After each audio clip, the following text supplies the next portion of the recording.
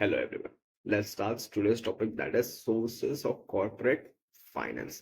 SP का second chapter start कर रहा हूँ लेकिन मैंने इंट्रोडक्शन लेक्चर्स में ही बोले थे कि स्टार्ट करूंगा तो सेकंड चैप्टर से ही स्टार्ट करूंगा. So sources of corporate finance 8 marks का चैप्टर है. 8 मार्क्स थियरी के पॉइंट ऑफ व्यू में आता है, 1 marks objective point of view में आता है. अच्छा, अब इसको दो पार्ट में हम लोग डिवाइड कर लेते हैं, that is corporate and finance. पहले हम लोग बात कर लेते हैं फाइनेंस होता क्या. सर पैसा. सीरियल फाइनेंस का मतलब होता है पैसा.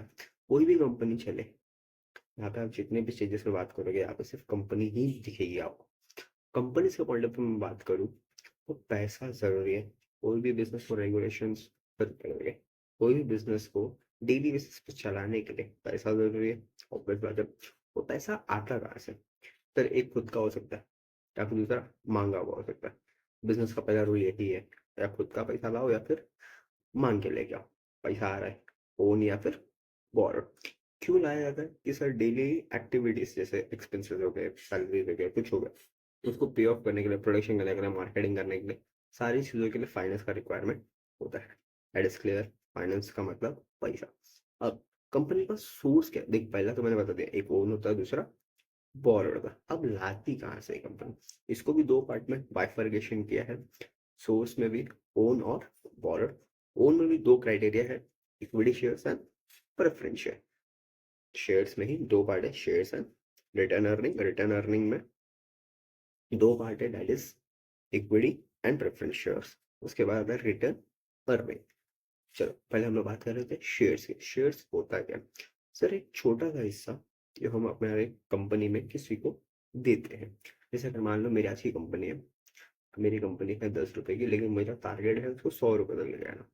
अब मेरे पास इतना पैसा नहीं है कि मैं उसको 100 रुपए तक लेके जाऊँ. तो मैं लोगों से इन शॉर्ट चंदा इकट्ठा कर रहा हूँ. एक ही मैं सब बोल रहा सर एक रुपए दो, तब देखिए मेरी कंपनी 100 रुपए तक पहुंच सकती है. लेकिन देखो मेरे पास 10 रुपया था, मेरा खुद का 10 रुपया था, तब वो कंपनी बनी थी. लेकिन मुझे उसको 100 रुपये लेके आना है, तो क्या वो 90 रुपये है मेरे पास? सर नहीं है. 90 रुपये नहीं है. मैंने 90 रुपये किससे मांगा? सब लोगों से मांगा, उधार मांगा, एक एक रुपया मांगा, पैसा लेके आया. तब जाके वो कंपनी कितने की बन गई? 100 रुपए की.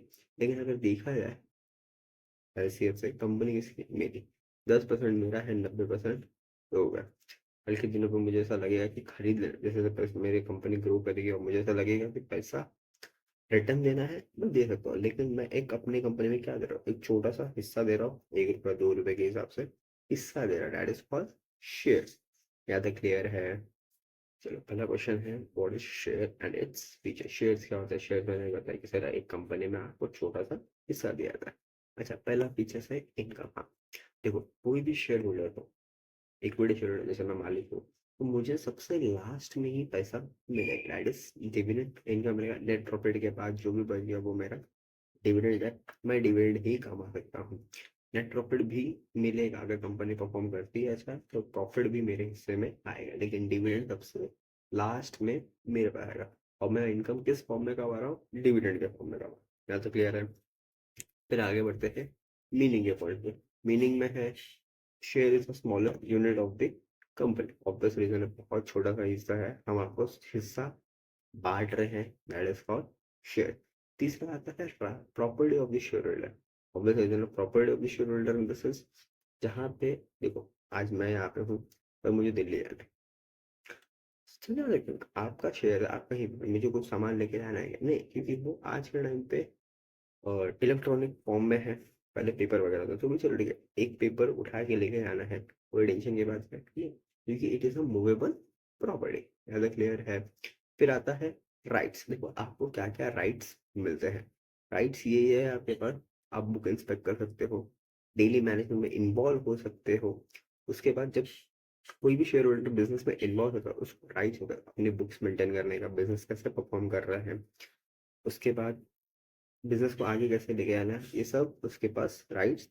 मीटिंग कंडक्ट करना, उसके बाद मीटिंग को अरेंज करना, मीटिंग क्यों रखी जाती है, डिविडेंड का रेट ऑफ इंटरेस्ट क्या रखना है, ये सारी चीजें, ये राइट्स इक्विटी शेयर होल्डर के पास है.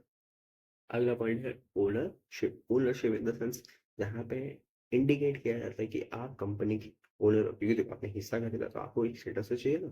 तो हम लोग उसमें आपको क्या कंसिडर कर रहे हैं, एज अ ओनर, पार्टनर नहीं, एज अ ओनर। उसके बाद आता है आपका वैल्यू ऑफ शेयर्स। देखिए शेयर का प्राइस होता है वैसे डिसाइड कैसे करते हैं। पहला है फेस वैल्यू। फेस वैल्यू जैसे अगर मान लीजिए आपका कोई एक शेयर है, उसकी फेस वैल्यू है, आप जो मेमोरेंडम ऑफ एसोसिएशन में लिखोगे वो है 10 रुपए की, that is called face value. फिर आता है इश्यू प्राइस, कंपनी कितने में इश्यू करती है। अगर देखो फेस वैल्यू में मैंने एमओए में रखा है वो है 10 रुपए, पर मेरा प्लान चल रहा है कि मैं 15 में ही उसको मार्केट में बेचूंगा, that is market issue price. ठीक है, that is issue price, 50 rupees issue price. फिर आता है market price. Market price decide करता है डिमांड एंड सप्लाई। भाई आपकी कंपनी कैसी है, उसका लास्ट 5 ईयर्स का प्रॉफिट कैसा है, 1 ईयर का प्रॉफिट कैसा है, फ्यूचर ग्रोथ कैसा है, डिमांडिंग पोजीशन पे है या नहीं है, ये डिसाइड करता है मार्केट प्राइस। देखो मैंने फेस वैल्यू रखा था 10 रुपए, मैंने बेचा 50 रुपए में, लेके मार्केट प्राइस डिसाइड कर रहा है वो 50 के अबव जाएगा या 50 के नीचे जाएगा, लेकिन 10 के नीचे बहुत रेयर केस में जाएगा, 10 से अबव 50 पे जाएगा, दैट इज इशू प्राइस। उसके बाद मार्केट प्राइस डिसाइड करेगा अबव या डाउन, क्लियर है। चलो आगे, फिर है एविडेंस ऑफ टाइटल। देखो आप किसी भी कंपनी में काम करोगे, ऑफर लेटर मिलता है ऑब्वियसली, किसी स्कूल में पढ़ते हो सर्टिफिकेट्स मिलते हैं, वैसे ही अगर आपने किसी कंपनी में पैसा लगा के रखा है तो उसका, वो आपका पैसा है पता कैसे चलता है सर, सर्टिफिकेट, हाँ that is called share certificate, या आप इस कंपनी के ओनर हो, ये पता चलता है शेयर सर्टिफिकेट में, याद रखते रहे। फिर आता है डिस्टिंक्टिव नंबर। हर शेयर को अपना अपना यूनिक नंबर दिया जाता है, किसी का ए से शुरू होगा, किसी का बी से, किसी का सी से। 5 डिजिट के नंबर्स होते हैं, कंपनी कुछ भी बना सकती है, लेकिन वो नंबर आपके नाम पे ही हो गए हैं। कंपनी को कल के दिनों पे आपका कुछ इन्फॉर्मेशन चाहिए, वो डिस्टिंक्टिव नंबर डाला अपने सिस्टम में, अच्छा ये इनका है, इतने इतने शेयर्स होल्ड करके रखा है, इसकी वैल्यू इतनी बनती है, दैट्स कॉल्ड डिस्टिंक्टिव नंबर। किसी भी, तो इतनी बड़ी कंपनी है, सबका नाम याद रखती है इतने, तो इसलिए उन्होंने एक सिस्टमेटिकली सबको डिस्टिंक्टिव नंबर दे के रखा है, याद रखने के लिए कि सर ये नंबर दिखाओगे ये आपकी आइडेंटिटी नंबर है, यहाँ तक क्लियर है। अगला है काइंड ऑफ शेयर्स, कितने टाइप के शेयर्स है हमारे पास, पहला है इक्विटी, सेकंड है प्रेफरेंस शेयर्स, ठीक है। फिर आता है ट्रांसफरेबिलिटी, कैसे ट्रांसफर किया जाता है, ये आपके आर्टिकल ऑफ एसोसिएशन में लिखा गया है, मतलब इंटरनली। देखो एक होता है एओ है और एक होता है एमओ है। एओ यूज होता है आर्टिकल ऑफ एसोसिएशन हमेशा इंटरनल बिजनेस करने के लिए, आपका मैनेजमेंट करता है, रूल्स एंड रेगुलेशन करता है, इसके लिए एओ लगता है। मेमोरेंडम ऑफ एसोसिएशन यूज होता है आपके आउटसाइडर्स कंपनी से, आउटसाइडर कंपनी मतलब आउटसाइडर कंपनी के बाहर की जितनी भी इंफॉर्मेशन है वहाँ वो जो हमें पब्लिश करनी हो वो जाता है मेमोरेंडम ऑफ एसोसिएशन में, याद है क्लियर है। अब जब ट्रांसफरेबिलिटी की बात आती है तो शेयर्स को हमेशा एओए में रखा था, हर कंपनी का अपना अपना एक पॉलिसी होता है, उस पॉलिसी के हिसाब से ही आप शेयर्स को ट्रांसफर कर सकते हो, याद है क्लियर है। चलो आगे बढ़ते हैं।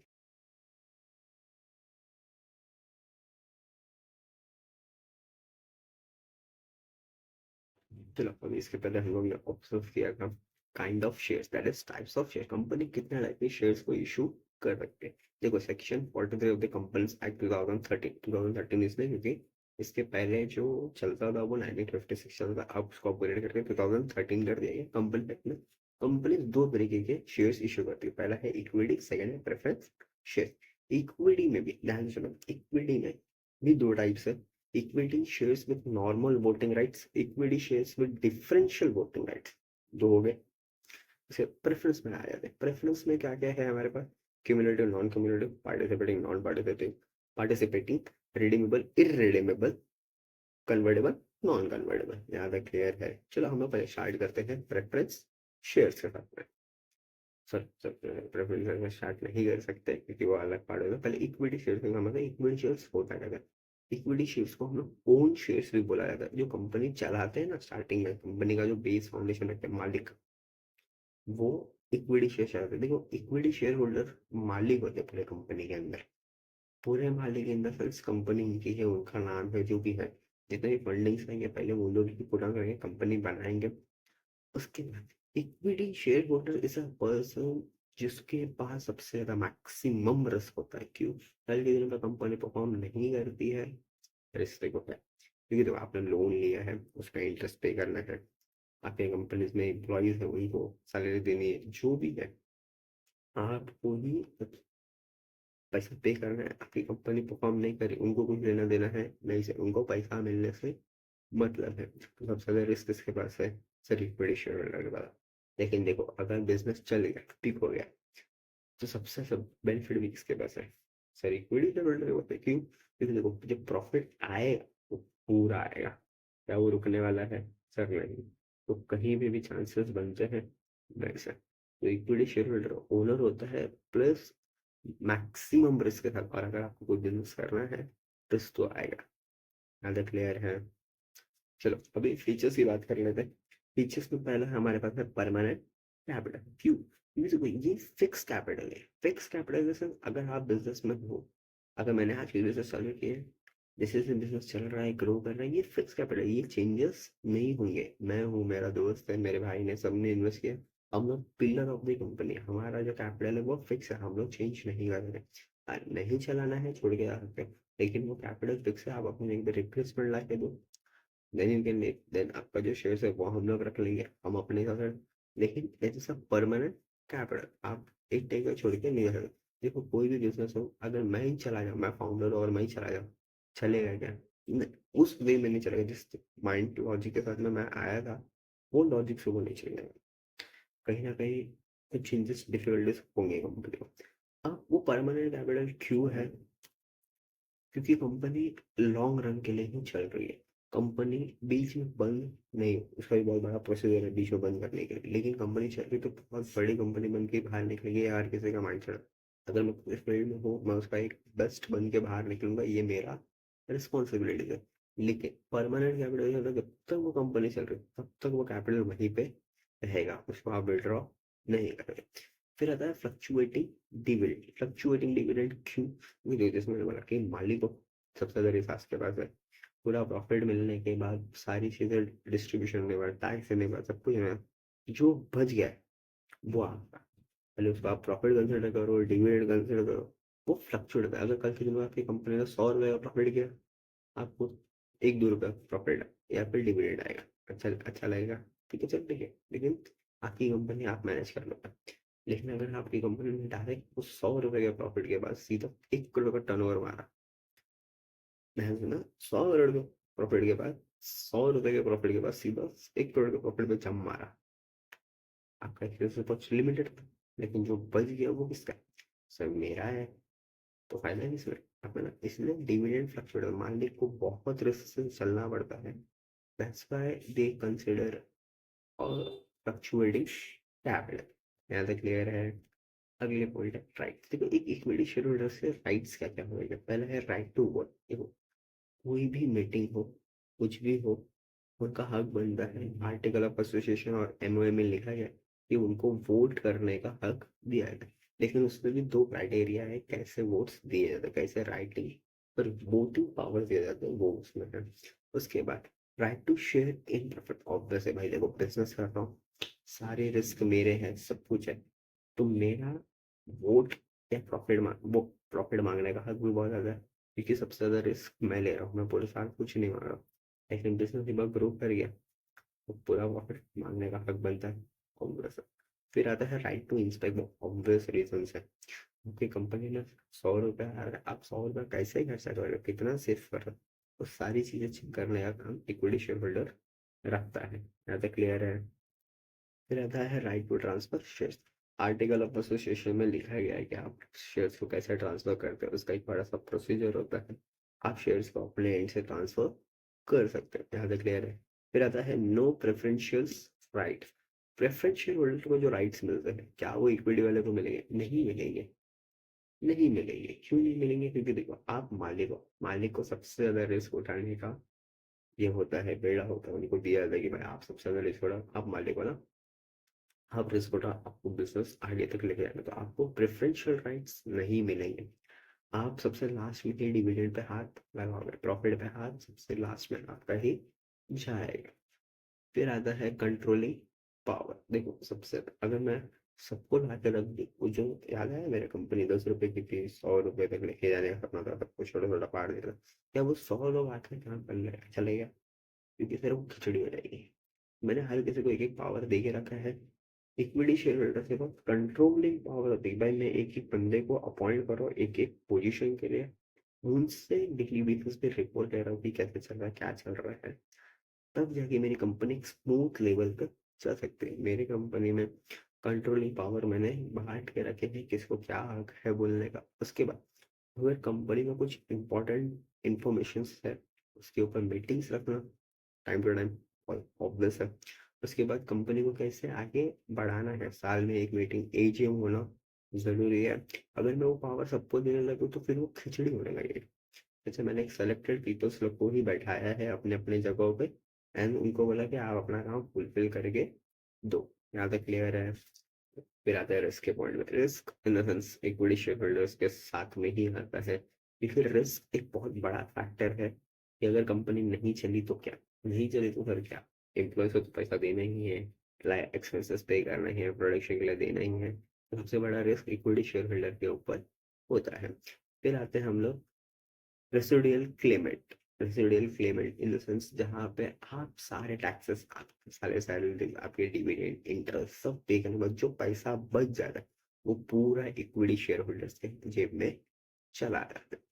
फिर आता है बोनस इशू। ध्यान से सुनना, बोनस इशू बहुत इंपॉर्टेंट है, और इसके बाद जो राइट इश्यूज बताऊंगा वो बहुत इंपॉर्टेंट। बोनस इशू, अगर मान लो कंपनी चल रही, कंपनी को बहुत अच्छा प्रॉफिट हो रहा है, तो जो शेयर्स का हिस्सा दिया था ना, अब कंपनी क्या करती है, अगर कंपनी को बहुत अच्छा प्रॉफिट हो तो कंपनी अपनी खुशी से कोई भी चार्जेस नहीं लेके अपने एग्जिस्टिंग इक्विटी शेयर होल्डर्स को उनके रेशियो में जितना उनका रेशियो है उसमें उस शेयर्स को डिस्ट्रीब्यूट कर देते हैं। That is called bonus issue. Extra shares देती है और उस पर डिविडेंड पे करती है, लेकिन वो कैसे होता है, वो अपनी खुशी के साथ में होता है, उसके लिए आप पैसा लेते नहीं हो। ज्यादा क्लियर है। फिर आता है राइट इशू। अब ध्यान सुनो, बोनस इशू और राइट इशू में यही फर्क है। बोनस इशू समझा जहाँ पे आप कंपनी बहुत अच्छा प्रॉफिट कमा रही है और अपने एंड से पैसा दे रही है। बोनस इशू, कंपनी अपने एंड से शेयर्स इशू कर रही है, क्यों, क्योंकि कंपनी को एक्यूमुलेटेड प्रॉफिट हुए इसके लिए। लेकिन राइट इशू में कंपनी को कभी थोड़े अमाउंट का रिक्वायरमेंट हो तो कंपनी हमेशा शेयर्स इशू नहीं कर सकती। वो क्या करती है, अपने इक्विटी शेयर होल्डर्स को बोलती है कि हम को इतने फंड्स की रिक्वायरमेंट है, हम आपको इतने शेयर ऑफर करें, क्या आप पैसा दोगे, चलेगा ना, क्योंकि आपको डिविडेंड तो मिलने ही वाला है। लेकिन आप अपने इंटरनली ही अपने कलीग्स, अपने स्टाफ या शेयर होल्डर्स को बोल के वो पैसा रेस करवा लेते। समझा आपको राइट इशू अभी।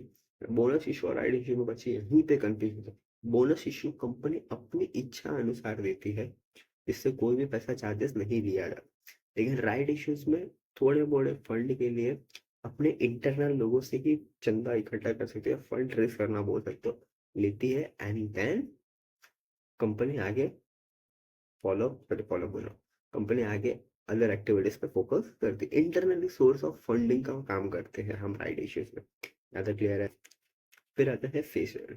देखो इक्विटी शेयर्स की जो फेस वैल्यू होती है वो कम से कम से 10 रुपए तक ही, उससे भी कम हो सकती है, लेकिन 10 रुपये मैक्सिमम है, उतनी ही होगी, उससे ज्यादा बढ़ा नहीं सकते। फिर आता है हमारा मार्केट वैल्यू। मार्केट वैल्यू हमेशा डिसाइड करता है आपके डिमांड एंड सप्लाई में आपकी कंपनी कैसी है, आपकी कंपनी क्या क्या प्रोडक्ट सप्लाई कर रही है, किस क्वालिटी का प्रोडक्ट सप्लाई कर रही है, प्राइस ऐसा है, या लॉन्ग रन के लिए बहुत अच्छी कंपनी है, तब जाके आपके शेयर्स के प्राइस धीरे धीरे धीरे धीरे ऊपर जाएंगे। अगर हम लोग हमेशा बात करें, एमआरएफ सबसे महंगा शेयर है, लेकिन मैं कभी अपने पार्ट्स को बेचा ही नहीं, कभी आईपीओ लाया ही नहीं। लेकिन उसकी जो बोल सकते हैं एडवांटेजेस है, मीन्स बोल सकते हो कि इसमें जो क्वालिटीज ऑफ टायर्स है, क्वालिटीज ऑफ मेकिंग टायर्स है, वो बहुत अलग है। तो हर साल उसका ग्रेड धीरे धीरे धीरे धीरे धीरे बढ़ा, और एक 100 रुपए की शेयर्स की कंपनी आज जाके सीधा लाख रुपए बैठ गई। तो इट्स डिपेंड है कि लॉन्ग रन के लिए बहुत है, और आज भी अगर आप एमआरएफ में एक शेयर भी डालते हो वो लॉन्ग रन के लिए बहुत बड़ी कंपनी है। यहाँ तक क्लियर है। चलो यहाँ तक क्लियर है। अब आगे बढ़ते हैं। अब इक्विटी शेयर्स में हम लोगों ने देखा कि दो टाइप के इक्विटी शेयर्स होल्डर होते हैं, एक होता है नॉर्मल वोटिंग राइट और एक होता है differential voting rights. Normal voting rights इसको मिलते हैं जो नॉर्मल वे में, नॉर्मल जगहों पे, क्या बोल सकते हो आप, वोट कर दे, किसी को नॉर्मल वोटिंग राइट्स होते हैं। Differential voting rights in the sense आपको एक स्पेसिफिक टॉपिक दिया जाता है, अगर कोई इंटरेस्ट का मुद्दा है, आपने लोन लिया है, इंटरेस्ट का मुद्दा है, तो इक्विटी शेयर होल्डर्स उस इंटरेस्ट के मुद्दे पे ही वोट कर सकता है, बात कर सकता है। शेयर्स का कोई मुद्दा है, वो उसी पे बात करेगा। डिबेंचर्स का मुद्दा है, वो उसी पे बात करेगा। क्रिएटर्स ऑफ द कंपनीज की बात करेगा। लेकिन क्या वो हर किसी में इन्वॉल्व होगा क्या? नहीं। ये डिफरेंस है। नॉर्मल वोटिंग राइट जहाँ पे वो एक स्टेबलाइज डिसीजन ले सकते हैं, जहाँ पे जितना उसका इक्विटी उतना उसको वोटिंग राइट्स दिए गए। लेकिन डिफरेंशियल मतलब जहाँ पे आपको इंडिविजुअल टॉपिक दे दिया गया, सर अगर इंटरेस्ट की बात है कि आप उस पर बात करो, अगर सर आपको डिवेंचर्स दिए आप डिवेंचर्स के मुद्दे पे बात करो। That is called different types of equity shares and their voting rights. ज़्यादा क्लियर है?